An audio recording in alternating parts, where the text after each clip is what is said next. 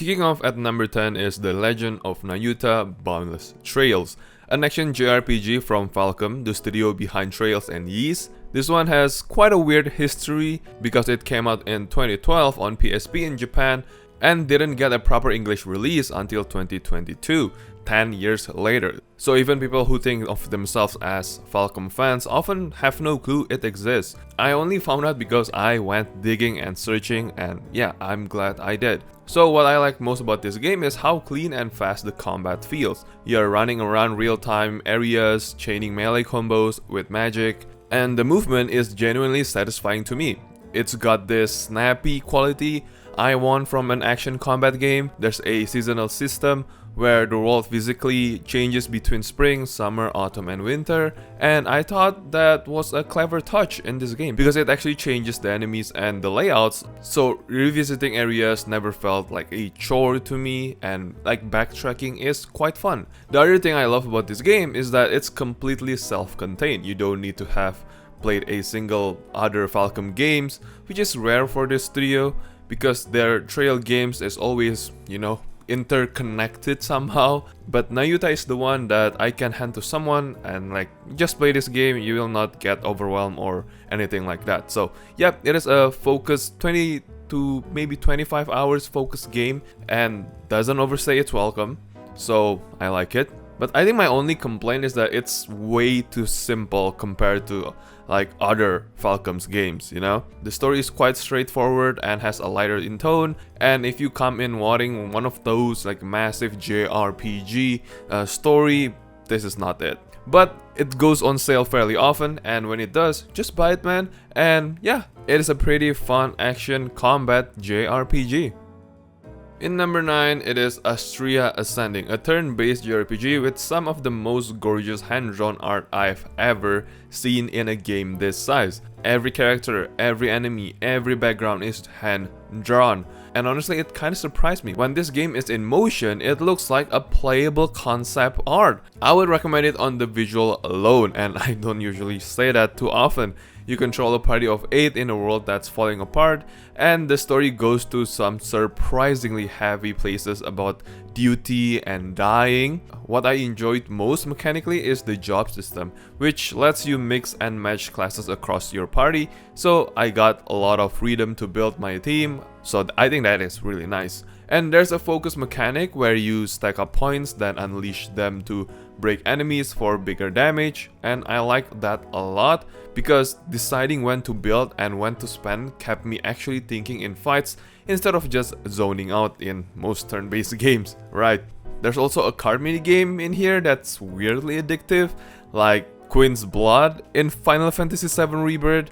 But the thing here is that the story starts pretty strong and the world grabbed my curiosity, but a bunch of characters later feels rushed, so there's no like character development in a way. And I actually wanted to meet all the characters and care about them, but the game just wouldn't give them time or do anything for their well-being, But that's pretty much it. That's just my complaint about this game. I mean, it is an indie game.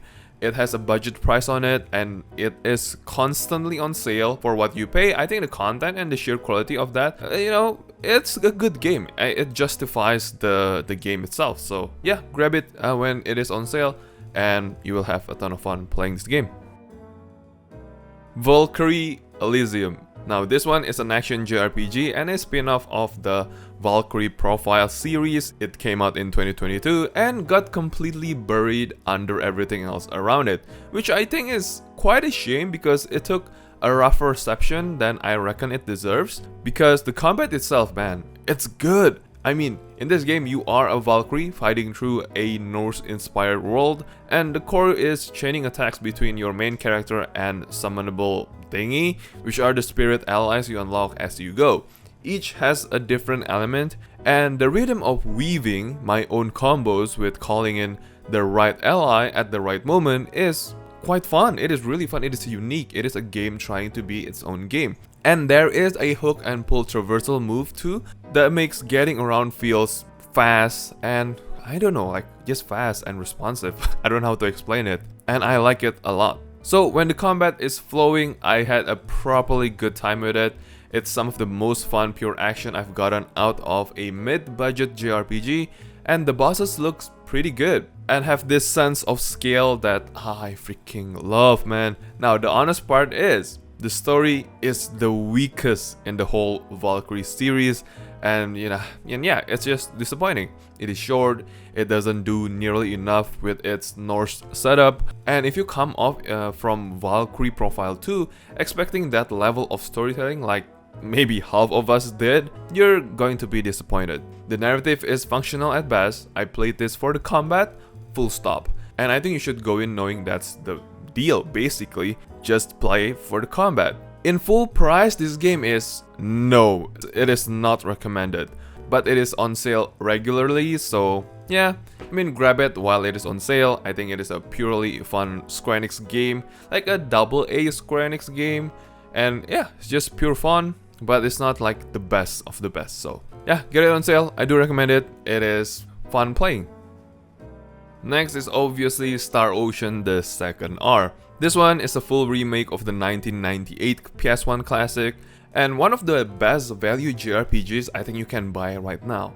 The original was loved for a few specific things, and the remake keeps all of them while fixing nearly everything that aged badly in the previous game. First, the combat is in real-time action, which was a big deal in 1998 when everything else was turn-based, and the remake rebalances it so it feels great today. Man, I just don't know how to explain it. I had a blast with this game. Second, and this is a bit I love most, there's this thing called private action system, where between story beats you split off and have one-on-one conversations with your party members, and those shape your relationships and even change which ending you get. I think it's one of the best relationship systems in the entire genre, and I'm still annoyed. Why does this system is not implemented in modern games? Because it's good. It's really good. It is shaping your character. Third, two playable protagonists with different perspectives, which gave me a real reason to replay it, and I rarely replay anything.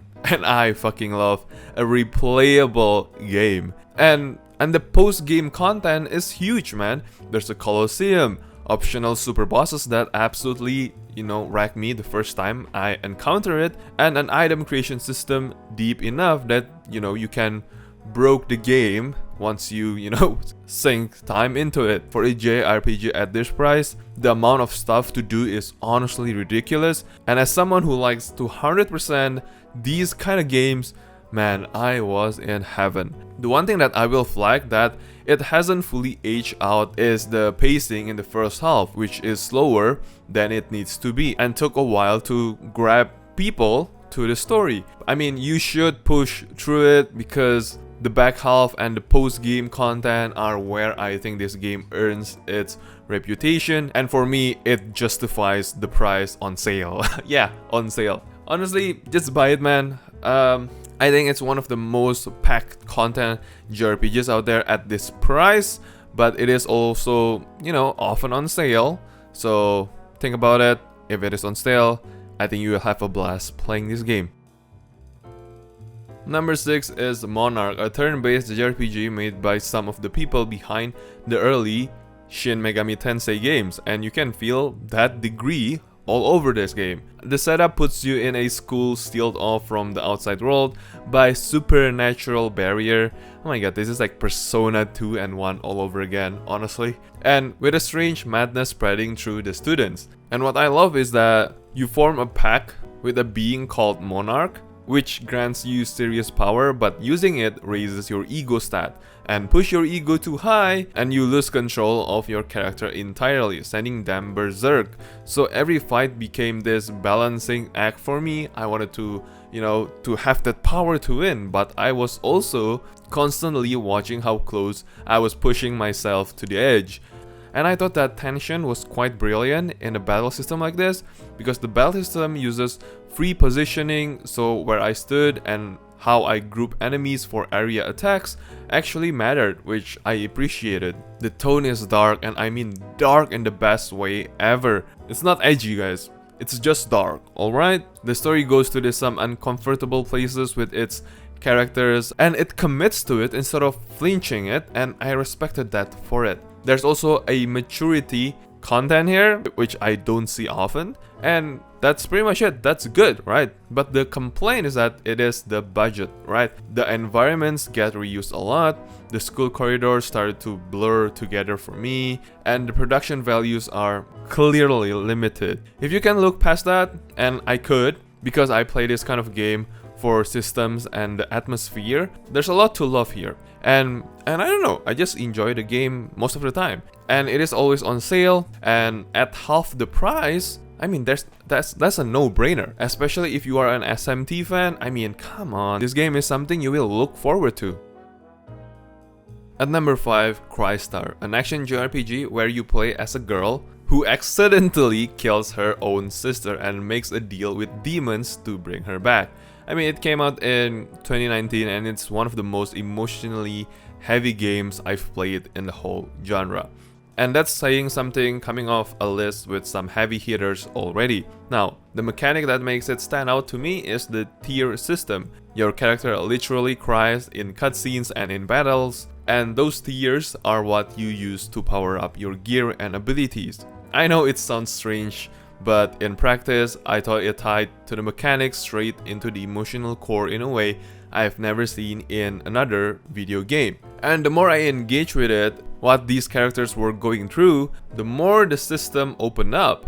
It's a bold swing and I think it works. You fight through this, purgatory-like afterlife in fast hack and slash combat, and I'll be straight, the combat is just too basic. There's like no challenge at all, but it is still pretty good for an action game. Like, it is responsive and it does the job. The real reason I'm putting this on the list is because of the story and the atmosphere, and on that front, it is absolutely delivered. The soundtrack in particular is haunting and stuck with me after a long time. It's so good.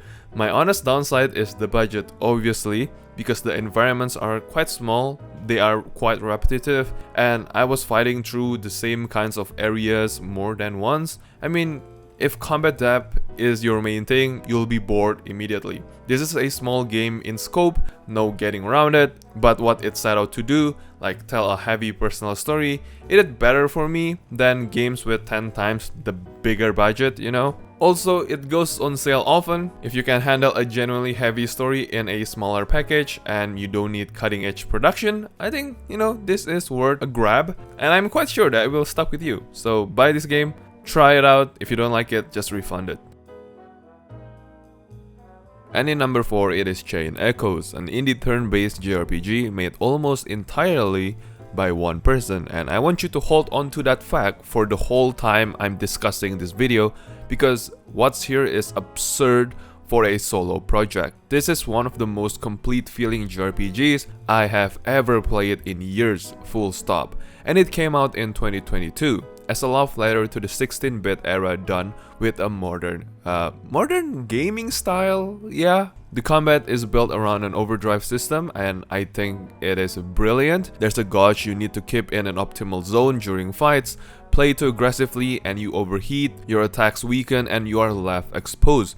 Play too cautiously and you are leaving damage on the table. So every single fight became about reading the situation and adjusting for me, which meant I was actually engaged instead of mashing attack and watching numbers and of course QTs, Some of the turn-based JRPGs right about now, the most popular one at least, it has QTEs, right? So yeah, I don't really like that. I like my turn-based to be turn-based. Come on, guys. And it is the kind of system that kept even random encounters quite interesting, and I can count on one hand the turn-based games that manage that. The scope blew me away too. The story spans multiple countries with a proper political plot, and the party is large and the characters actually get developed, and there are mechs in this game. Yeah, you pilot giant mechs in combat alongside the on-foot fighting, and switching between the two added a whole layer of the gameplay again. There is 35 to 40 hours into this game and I genuinely struggled to find filler. Like, every dungeon and area is,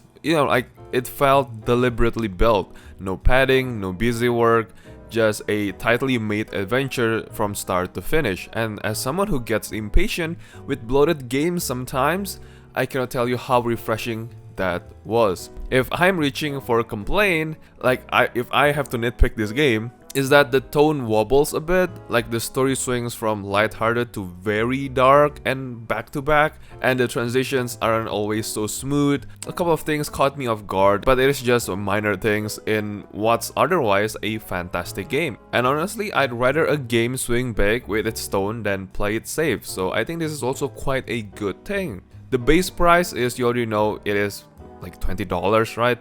No DLC, no special editions, no nothing. It's just one whole game. And sometimes it goes on sale, but it's not that much. But again, this is just worth every penny.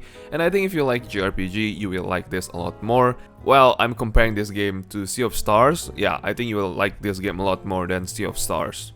At number 3, it is Valkyria Chronicles. Yes, an old tactical JRPG set in a fictional World War II. And it's one of the best games in its genre that I think most people skip purely because the series never got the attention it deserved. If you like strategy and you have never touched this game, god damn it, I am quite jealous because, man, you get to play this game fresh. The combat is unlike most of anything else, and it's why I love it. It mixes this real-time movement with turn-based strategy through a system called Blitz. On your turn, you pick a unit, then directly control them in third person as they move across the field. Aiming and firing yourself. Yes! You get to fire in a turn-based game? Like, what the hell? But here's the key. Enemies fire on you in real time as well, so yeah, as you move, they're gonna fire, so charging across open grounds gets your soldiers torn apart. I had to use cover, flank carefully, think about every meter this game is, moving I guess, and pulling off a perfectly executed flank that won me a map felt quite brilliant. It's just so satisfying and rewarding for a tactics game. And the hand-drawn watercolor art makes the whole thing look like a moving painting. It is beautiful. And I think it is quite timeless, so even if you play it right now, this game still holds up to that degree. I mean, the story follows Squad through a brutal campaign, and it doesn't shy from the cost of war. The characters are really well written. The bonds between the core group develop naturally for me across the campaign, so it is nice. And a few of the story chapters, man, they are good, they are hitting hard. And there's about 40 to 50 hours gameplay here, and of course with the mission DLC plus a skirmish mode, and I happily put the time in. And it's just so good. This game is so addicting. My honest catch is that it can feel slow if you are not already into the genre. The early chapters are quite heavy on tutorials, and the pacing takes a while to open up and trust you with this harder, more interesting maps. And I'll admit, the opening tested my patience quite a bit because when I first booted up this game, it was so fucking slow. I almost dropped the game because this was way back in the PS3 era, right? So I played this on my PS3, I tried it. I mean, it's a little bit slow, blah, blah, blah, blah. People do recommend it. But at the time, I thought it wasn't for me. But goddamn, I pushed through, and yeah, I recommend it every time. People asking me, what is the recommended JRPG? This game, hands down. Number 2, it is Eiyuden Chronicle 100 Heroes. I like this game a lot because this is the spiritual successor to Suikoden, made by the original Suikoden team. And if you know Suikoden, you already get why this is sitting so high for me. If you don't, a quick version of this is Suikoden was a beloved PS1 era series built on a few standout ideas, and Eiyuden brings all of them back with a modern engine and of course modern gameplay. The headline is that you recruit over 100 characters. Yeah, you can recruit 100 characters-ish, and these aren't just names on a roster. Each has their own reason for joining, their own personality, and loads are playable in combat. Hunting them all down across the world was a huge part of appeal for me, exactly the kind of completionist rabbit hole I live for. Alongside that, you build your own base of operations, like a town that physically grows with new shops and facilities and characters as you progress. And watching my headquarters go from an empty plot like that to a bustling hub full of people, man, it was genuinely satisfying and rewarding, obviously. The combat is a 6-person party with front and back rows, rune magic, and combo attacks between characters who have relationships, plus large-scale war battles that play like a mini strategy game and one-on-one duels. I love how much variety there was in how the game even presents combat. It kept things fresh across a long run time, because man, there is a lot of gameplay in this game, maybe like 60 to 100 hours if you want to go for the complete route. The only complaint that I have is basically just the pacing issues, particularly in the second act where things drag a bit for me before the finale picked back up. And with over 100 recruits, some of them are quite underdeveloped. They join with a line of dialogue and that's it, which is quite a shame, but I know it is quite hard to do like 100 characters development, right? I don't think that's really realistic, so it is what it is. I don't mind it at all. Buying this game at full price, kinda, it's not worth it, alright? Just wait for it on sale, maybe like 40% or even 30%, and then you will get your money's worth, in my opinion, okay? But you do you, because money is yours and you can do whatever you want. But I do recommend to play this game because it is really good, especially if you love Suikoden in the PS1 era. And in my number 1 is of course Soul Nomad and the World Eaters. Yes, this is my number 1 hidden gem JRPG, and I doubt most of you have even heard of this one. Because of that, it is exactly why this game is sitting in my number 1. This is a strategy RPG from Nippon Ichi, the studio behind this Gaia, and it came out on the PS2 way back in 2007. It almost got no attention at all. It's been overshadowed by this Gaia for nearly decades, and I think that's one of the biggest crimes in this whole genre, because I fucking love this game. I want to play it every day. I wish they are making Soul Nomad too. So here's what's up. You play as this protagonist, right? You share your body with this like anti-hero called Gig. By the way, Gig is voiced by Yuri Lowenthal, who voiced Spider-Man, and he is absolutely doing an amazing job in this game too. So he is a genocidal god of destructions called a World Eater, and he is one of the best written villains I've ever come across in any JRPG. He is foul-mouthed, he is hilarious, he is genuinely menacing, and the back and forth between him and your protagonist carried the entire game for me. The writing is good, and it is also pretty dark at times, not like this Gaia dark, okay, but different kind of dark. And it is properly funny in a way I did not expect going in. Like, Gig alone, man, whew, the character for Gig is just so spot on. Also, the combat is where it gets clever. Instead of moving individual units around like a normal grid-based, strategy RPGs, you organize your army into squads, and each squad is its own little formation of up to 9 characters arranged on a tactical room. When 2 squads clash, everyone in the formation acts based on where you have placed them. So, building the room layout, putting your tanks up front and your mages safe in the back became this really satisfying puzzle, and what works and what doesn't work. So I think it is really good. It is a different take on the genre, and I wish more games had stolen this idea, because I don't know, I think it's just so good, man. The idea behind this is so good. And when you pair up some characters, they get this like combo that you can use, in this formation lineup. It is so fun. Also, this game has 2 protagonists, the guy and the girl, so you need to play it twice. And also you have this brutal optional path called the Demon Path that completely changes the story and lets you go full villain, which is amazing. But the thing about this game, even in 2026, this game is still expensive, man. It is already on Steam right now, but it is just so expensive for like a 20-year-old game, like insane. So if you can get this on sale and get this pretty cheap, or if you want to emulate this on the PlayStation 2, be my guest, because this game for a 20-year-old game is way too expensive. But I still recommend it because this game is so much fun to play. And the character writing, the character development, the story, everything is just so spot on. I like it. It doesn't go with this weird pacing. It's just a mystery all around that you wanna know more about each individual characters and where the story is going. It's just so fun. So yeah, Soul Nomad, it is such a hidden gem, and I want you guys to play this one. Hopefully this will bring players to this game and people talk more about this game. So yeah, thank you guys so much for watching, and I'll see you guys again in the next one. Bye guys.